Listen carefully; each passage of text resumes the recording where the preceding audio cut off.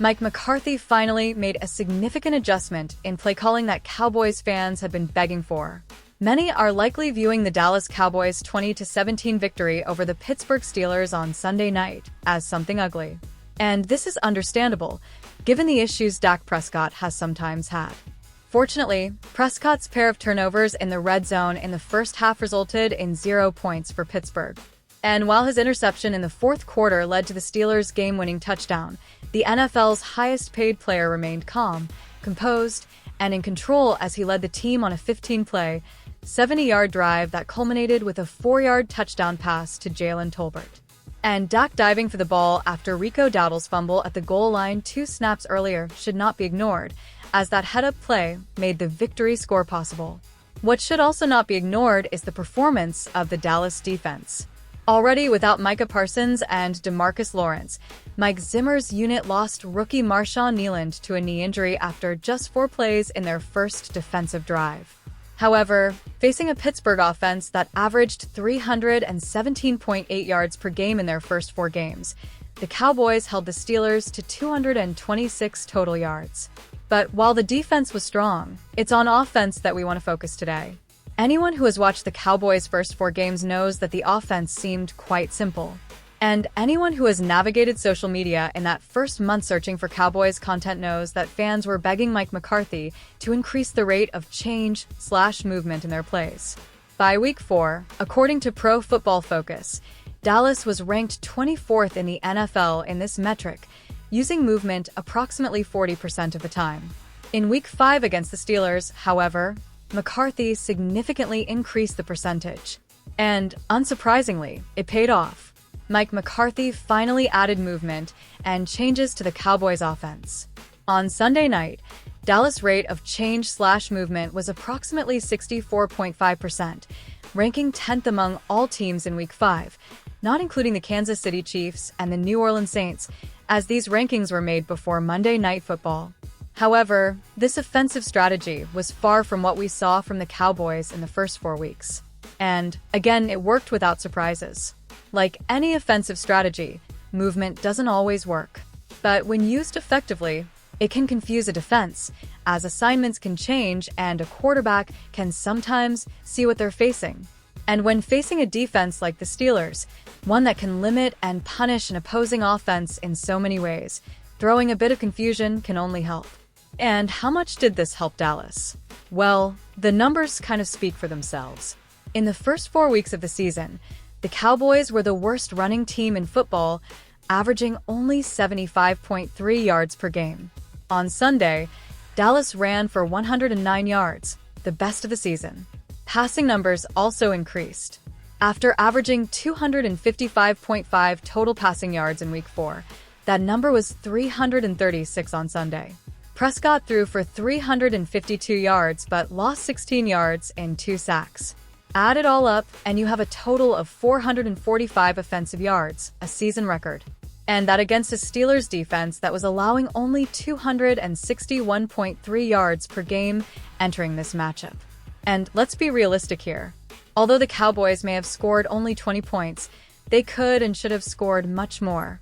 Even take away one of Dak's turnovers in the red zone and the blocked field goal, and Dallas doesn't need the end-of-game drama. This was a much better game for the Cowboys than they're being credited for.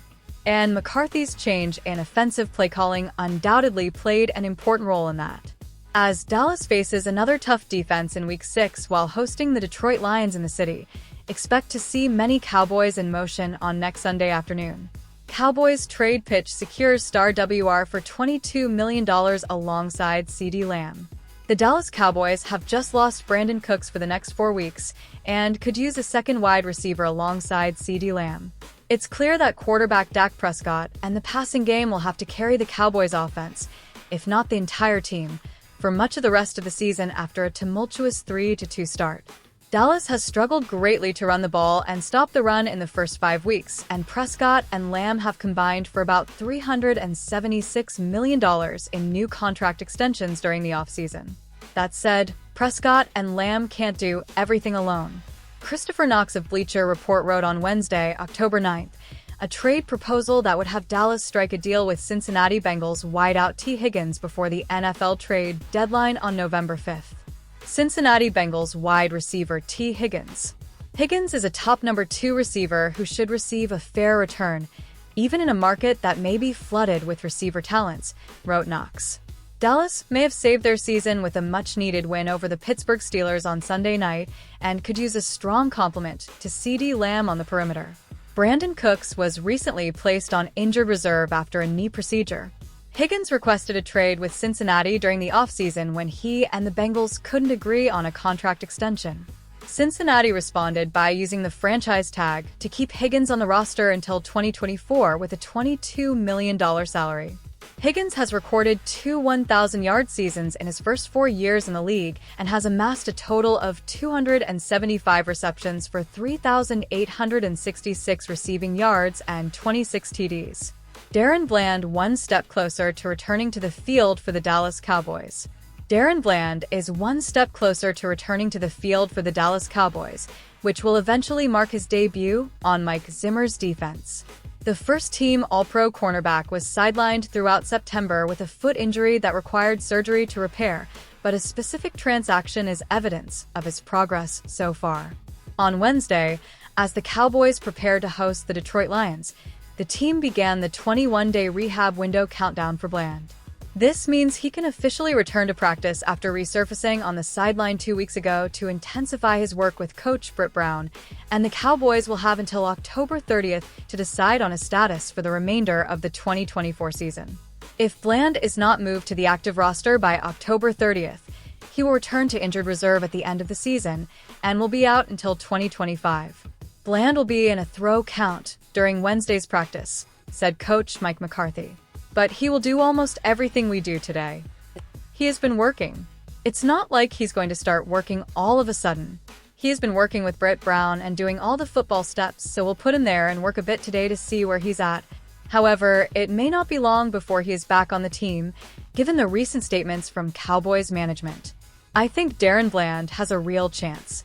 I don't know if he'll play the entire game, but I think he's ready to start mixing things up, said Executive Vice President and Director of Player Personnel Stephen Jones on Tuesday. Without a real setback, Darren should be ready to suit up and help us on the defensive side of the ball and in the secondary. This framing is balanced by McCarthy's genuine desire to see how Bland performs in team practices first. I'm optimistic to see him practice, he said. It's one day at a time here. In the absence of Bland, reigning leader in pick sixes and interceptions.